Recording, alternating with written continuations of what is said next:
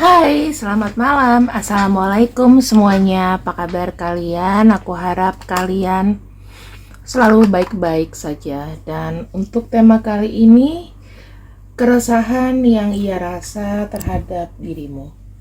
Semoga pembacaannya berkenan. Kalau misalnya nggak cocok, skip aja, anggap aja hiburan. Udah gitu ya. Dan di sini pembacaannya kenapa melo-melo, kenapa selalu gini, kenapa selalu gitu. Aku juga nggak mau bacanya melo-melo, tapi kan aku bacanya profesional sesuai dengan kartu, oke? Jadi tarot itu sebenarnya kalau di YouTube bisa dibilang kita pakai insting aja, ambil kartu. Nggak ada yang di setting, ceritanya nggak ada yang dibuat-buat, oke? Di sini saya mau intip sedikit mengenai hubungan kamu. Hubungan kamu sama dia. Oke. Saya kayak ngelihatnya kok hubungannya ini tuh termasuk hubungan yang agak sedikit red flag. Kenapa? Karena ada benci dan cinta di situ, love and hate di situ. Kemudian di sini ada beberapa kata-kata yang mungkin keluar dari mulut kamu atau dia dan saling menyakiti. Di sini kayak apa ya? Ada keinginan kayak memang putus gitu. Atau ada yang kayak menjauh mungkin ya hubungan kamu sama dia. Kartu bitterness itu sebetulnya dibilang kalau dibilang apakah kamu sangat bahagia 100% dengan hubungan ini? Kalau saya lihat bilangnya enggak. Kenapa? Karena banyak marah, banyak kecewa, ya. Terus saya ngelihatnya di sini ada obsesi. Udah tahu kecewa, udah tahu misalnya hubungan ini mungkin kurang pas sama kamu, tapi kayak gimana ya, kayak masih ada ego. Ibarat kamu suka sepatu, ya kan, sepatu bagus banget ya, mereknya Jordan atau apa gitu, tapi beda 5 cm lebih kecil daripada ukuran kakimu, karena kamu pengen, dan itu hanya ada satu-satunya di mall itu, di mana-mana kamu cari udah nggak ada, mesti inden 10 bulan atau setahun gitu. Kamu akhirnya membeli dan memaksakan menggunakan sepatu itu. Akhirnya apa? Sesak. Tetapi karena obsesi, kamu tahan sesaknya di situ. Kamu pakai dengan kaki nekuk. Yang penting kamu kelihatan pakai sepatu itu, kan nggak nyaman. Lepas juga akhirnya, ya kan? Pengen lepas gitu. Ada selalu energi pengen lepas gitu, tapi tetap masih dipelihara. Kamu nggak rela sepatu itu dimiliki orang lain. Misalnya gitu.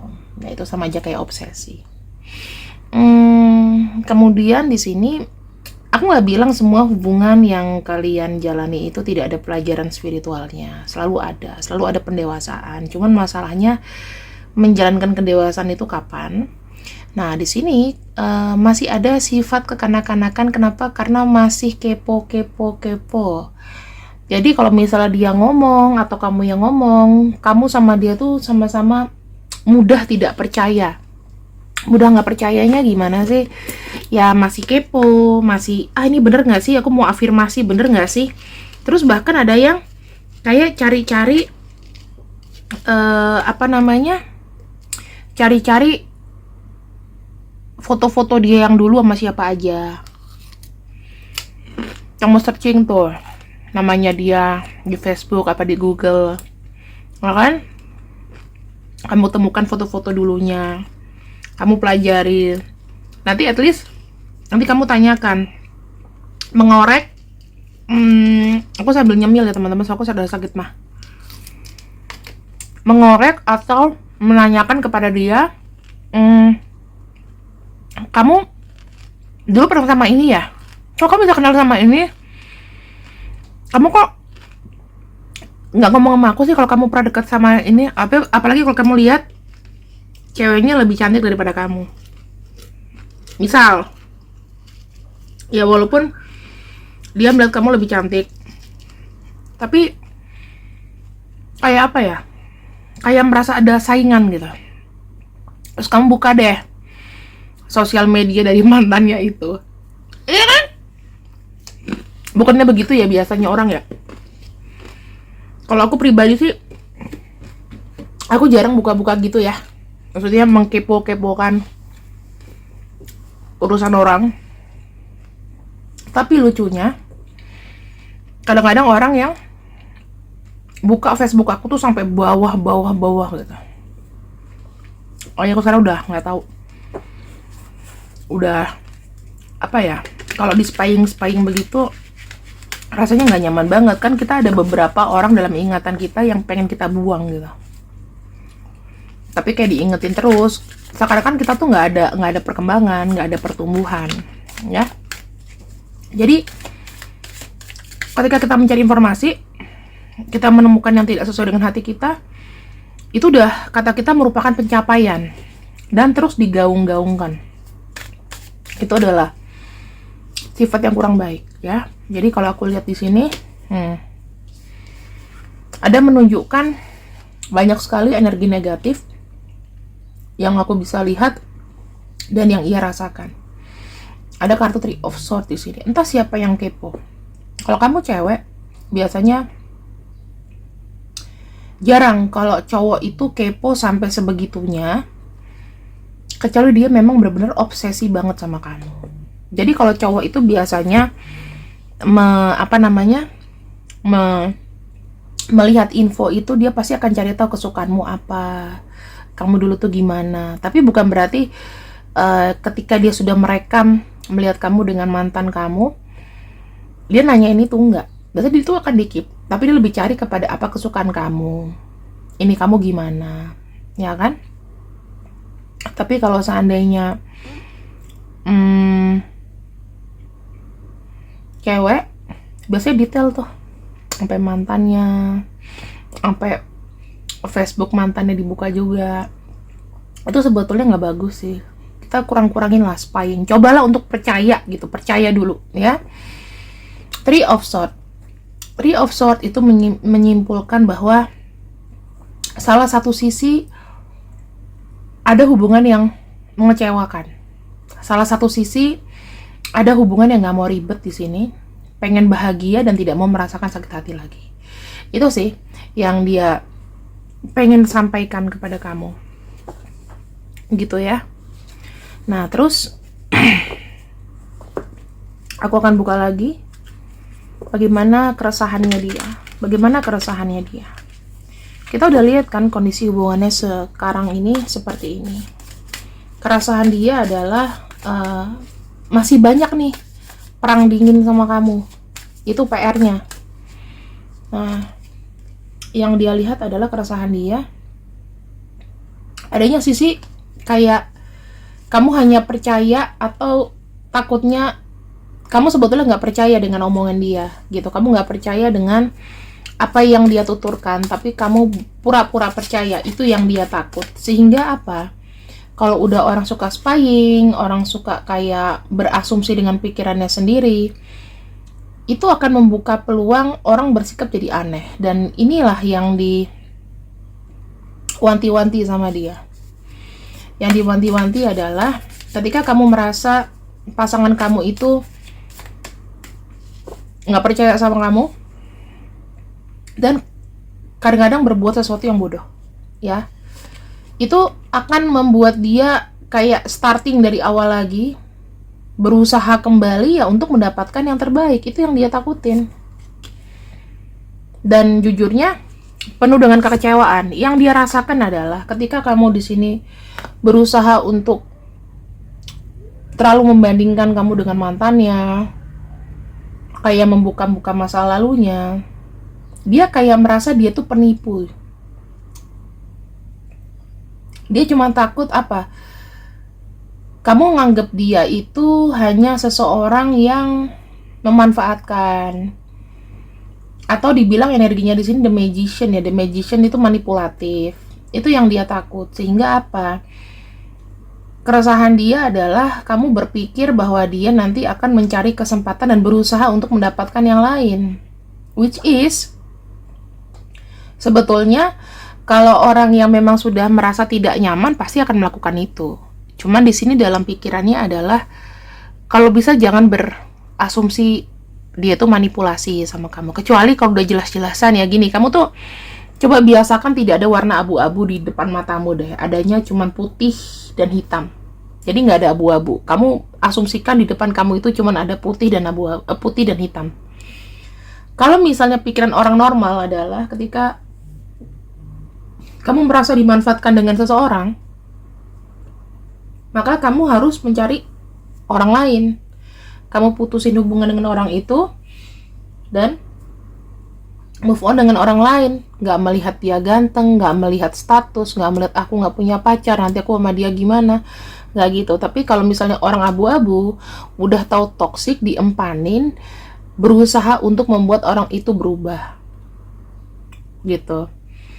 Kamu jangan hanya melihat dari sisi kamu aja, tapi kamu juga melihat dari sisi dia, pandangan dia kepada kamu apakah toksik atau enggak gitu ya.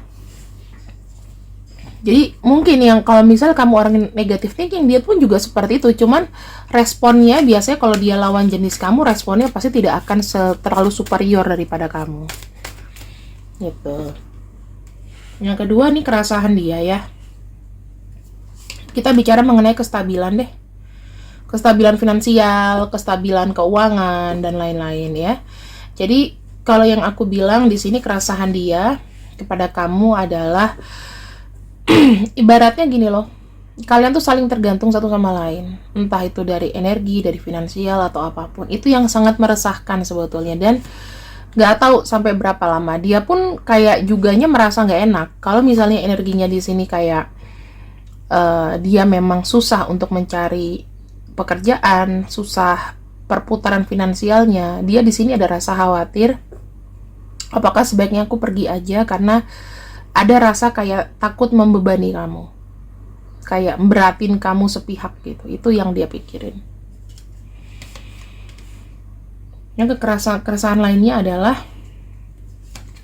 ada kartu Justice ya, dan ada kartu Three of Wands. Ada kepikiran dari dia, apakah aku harus pergi?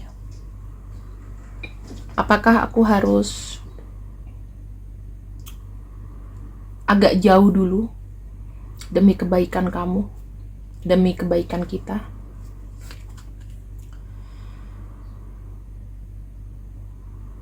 Apakah kamu akan nahan dia? Apakah kamu akan marah? Nah, di sini tuh kayak gini loh teman-teman. Kadang-kadang kalau orang mencintai seseorang ya, ada kekhawatiran bahwa kalau misalnya aku pergi atau kamu yang pergi, kira-kira bakal ditahan atau enggak, ataukah memang hubungan ini akan putus. Dan di sini dia tuh kayak bilang keresahannya, dia mempertimbangkan untuk mungkin ya mencari pekerjaan di tempat lain. Dia berusaha untuk cari peluang di tempat lain. Di sini apakah kamu akan mendukung dia dengan cinta atau kamu putusin dia? Itu sih yang menjadi satu kekhawatiran dan kegelisahan dari orang ini. Jadi banyak ya teman-teman, hubungan yang sangat kompleks ini. Kamu juga harus tahu bahwa nggak cuman kamu kok yang punya pikiran bingung, resah, tapi dia pun juga begitu gitu. Sekarang niatan dia tuh kepada kamu apa sih? Sampai ada pikiran-pikiran seperti ini.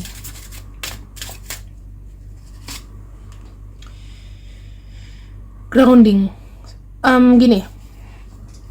Grounding itu ibaratnya kalau dalam hubungan harus saling menyelami, harus saling mengetahui, harus saling menerima realita.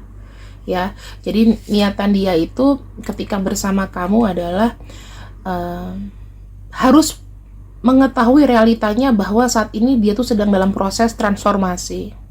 Karena jujur teman-teman, kamu tuh ketemu sama orang yang mungkin banyak masalah, ya, banyak trust issue, banyak problem dalam hidupnya dia. Jadi ya kamu harus sangat-sangat mengetahui bahwa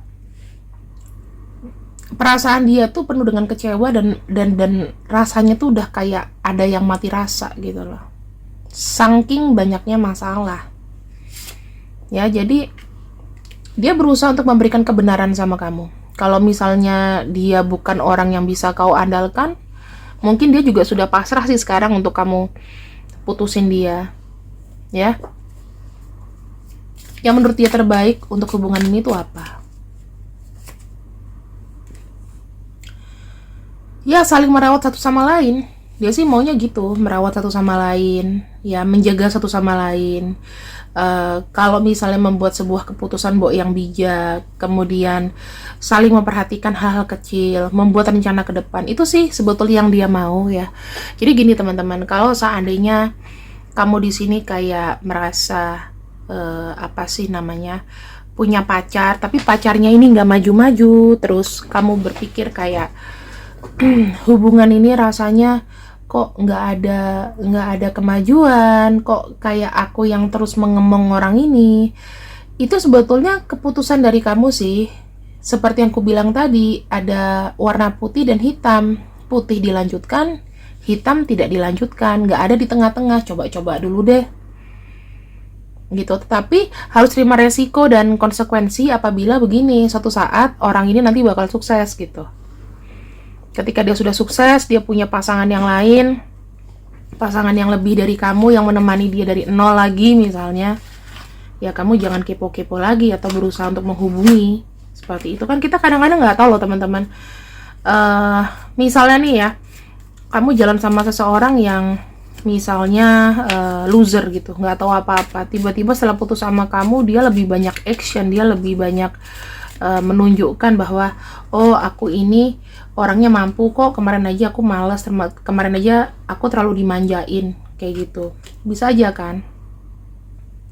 Jadi dia pengen sukses, ketemu sama pasangan lagi yang lebih dari kamu misalnya, dia bisa maju sama pasangannya, orang itu mengisi hidupnya ya, lebih sabar sama kamu, terus tiba-tiba dia menikah, tiba-tiba dapat pasangan, sementara sampai sekarang kamunya masih dapat ampas aja gitu, mencoba berhubungan dengan orang lain tapi ternyata tidak bahagia, tidak selaki dia. Kok dia bisa laki sih ketika sama aku, kok begini nasibnya? Nah itu dia, kita nggak pernah tahu, Tuhan itu selalu buat begitu deh. Kamu coba perhatiin, nggak tahu kenapa ya, itu kita cuma bisa ambil dari satu pelajaran bahwa kita nggak boleh nyesel gitu loh dengan apa yang sudah kita buang ya.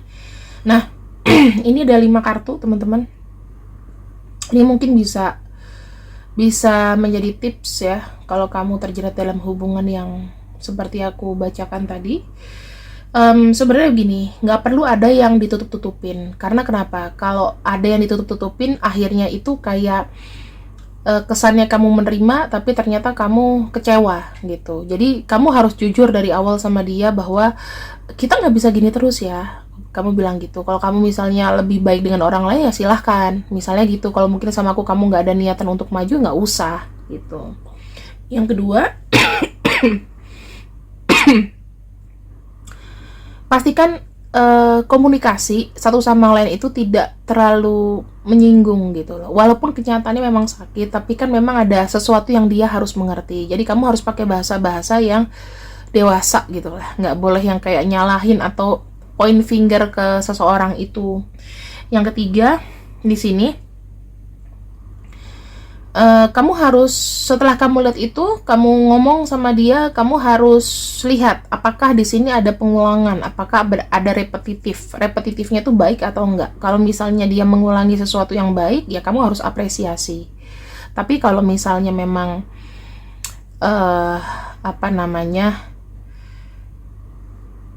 dia mengulangi sesuatu yang nggak baik, mungkin insafnya cuma sebulan 2 bulan, and then dia begitu lagi, ya mendingan sudah stop gitu ya. Jangan berharap orang itu bisa berubah dengan tabiatnya. Kemudian yang keempat ada kartu Hands of Card. Di sini take a chance ya. Kamu berani mengambil resiko, maka kamu berani sakit. Gitu. Intinya begitu. Kamu berani mengambil resiko dengan orang yang red flag atau dengan orang yang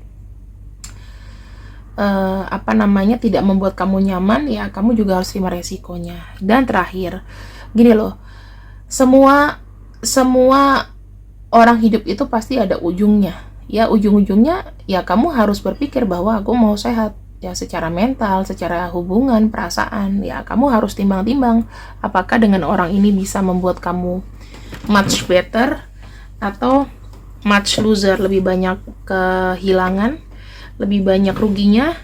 atau lebih banyak positifnya, seperti itu ya. Jadi jangan pernah kamu juga kayak udah menjalani dengan penuh resiko terus kamu kayak nyesel di kemudian hari gitu.